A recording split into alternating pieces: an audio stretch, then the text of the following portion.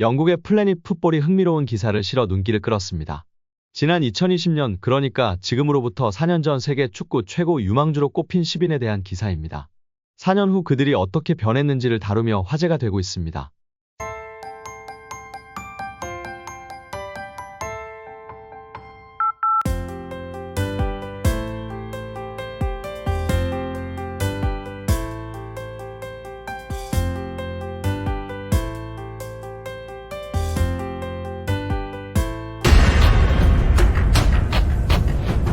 이탈리아 신문 가제타 델로 스포르트는 이강인 특집 기사를 보도했다.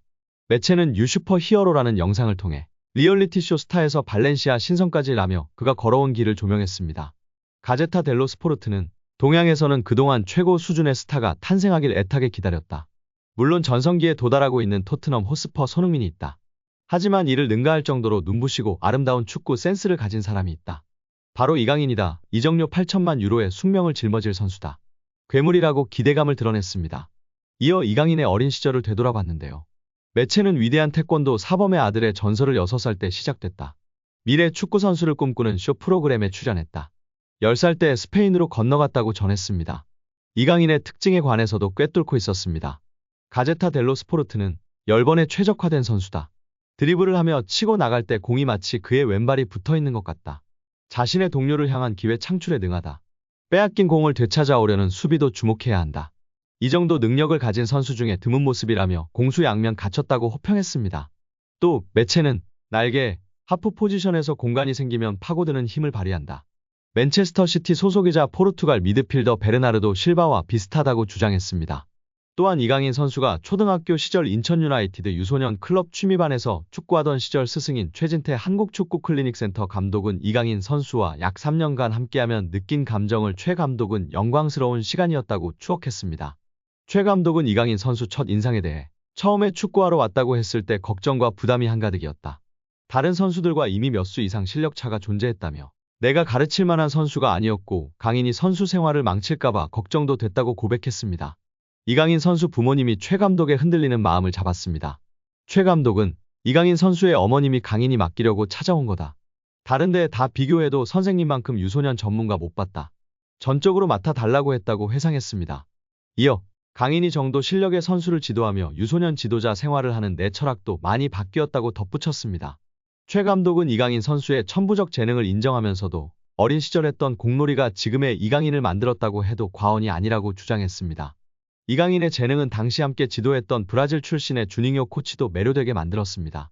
이강인 선수와 출전했던 대회 경기를 회상하며 최 감독은 이강인은 천부적 DNA가 있다는 것을 부정할 수는 없다. 다만사에서 5살부터 아버지가 운영하는 태권도 체육관에서 맨발로 공을 만지고 놀았다는 사실이 중요하다고 설명했습니다.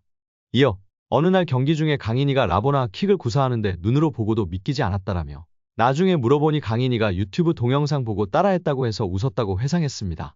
최 감독은 당시 함께했던 주닝요 코치도 이강인 선수는 같은 나이대에 세계적으로도 손꼽히는 재능이다며 엄지를 치켜세웠다라며 외국인 코치들은 자국 노하우와 기술을 전수해주려 하지 않는 특징이 있는데 당시 강인이 재능에 매료된 주닝요 코치는 강인이에게 하나라도 더 알려주기 위해 노력했다고 말했습니다.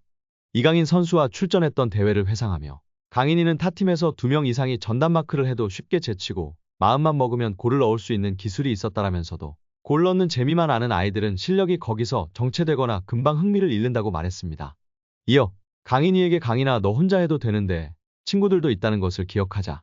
함께 나누는 축구를 하면 11명이 한 팀이 돼서 더 즐거운 축구할 수 있다. 강인이 혼자 몇 골 넣을 수 있다는 것을 아는데 친구들도 골 넣는 기분을 공유하면 좋지 않겠니라고 설득했다고 기억을 떠올렸습니다. 또 같은 목적으로 팀의 주축이었던 강인이에게 수비수 역할을 부여했고 심지어 프리킥 외에 슛 금지 같은 지시도 했다라며 당시 성적을 중시했다면 이런 지시는 있을 수 없었다고 말했습니다. 당시 이강인 선수는 인천 유나이티드 유소년 클럽에서 이미 같은 나이 선수들과 경쟁이 되지 않는 실력이었고 최 감독은 이강인 선수 발전을 위해 월반을 요청했습니다. 최 감독은 당시 강인이 실력은 한두 살 위에 형들과 붙어도 전혀 밀리지 않아서 월반을 추천했는데 우리나라 체육계 시스템으로는 받아들이기 힘들었을 것이라며 스페인에서도 충분히 통할 실력이었지만 그렇게 급하게 떠났어야 했던 이유도 있다고 안타까워했습니다. 당시 최 감독은 인천 유나이티드 유소년 클럽 취미반을 담당하고 있었습니다. 취미반은 초등학교 3학년까지 운영하며 4학년에 진학하면 자연스레 육성반으로 옮깁니다. 최 감독은 우리나라는 육성반부터 성적의 압박에 시달린다고 전했습니다. 헌데 월반에서도 이강인 선수 활약이 두드러지자 팀 내부에서 마찰이 있었고 이는 최 감독에게 아직도 큰 상처로 남아 있습니다. 최 감독은 강인이의 월반을 두고 다른 학부모와 구단 내부에서 갈등이 있었다.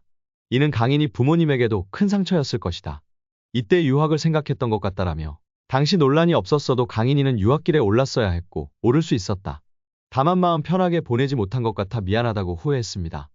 영국의 플래닛 풋볼이 흥미로운 기사를 실어 눈길을 끌었습니다. 지난 2020년 그러니까 지금으로부터 4년 전 세계 축구 최고 유망주로 꼽힌 10인에 대한 기사입니다. 4년 후 그들이 어떻게 변했는지를 다루며 화제가 되고 있습니다. 4년 전 최고 유망주로 꼽힌 이들은 모두 2000년대 초반 출생입니다. 10대 유망주를 넘어 지금은 20대 전성기로 진입할 시기입니다. 이 매체는 2020년 최고의 원더키즈 10위는 지금 어디에 있나요? 2020년 영국의 골닷컴이 미래 축구를 지배할 것으로 예상되는 원더키즈를 발표했고 우리는 지난 4년 동안 상위 10명을 분석했다고 보도했습니다. 이어 이 목록에는 항상 성공과 실패가 있다. 축구의 본성이다.